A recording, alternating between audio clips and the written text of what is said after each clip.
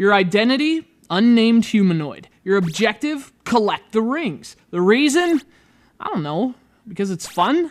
If you're looking for the humanoid's motivation, well, this probably isn't a game for you. But if you're down for a retro punch square to the face, this ode to the old school leaves one hell of a bruise. It's a right hook of retro. It's CROSSTOWN for the Xbox 360.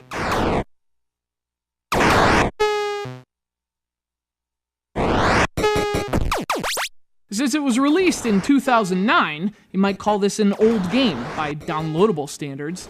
And since it looks like it's running on an Apple IIe, it feels even older. This is another one of those games I like to refer to as modern retro.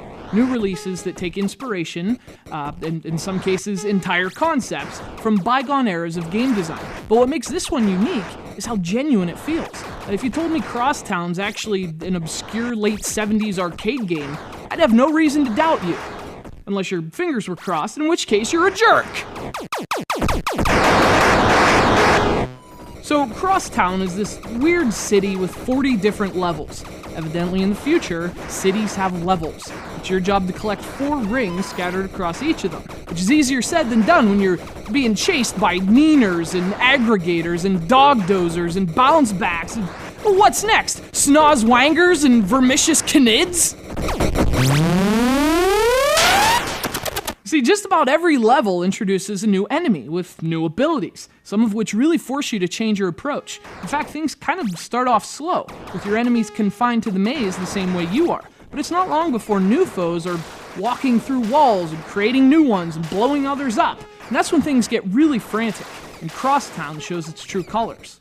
In fact, in some of the later levels, you have to deal with enemies that create walls, destroy walls, expel lasers, and spawn walking explosives, all the while dodging the occasional laser of your own, which comes back at you if it goes off screen.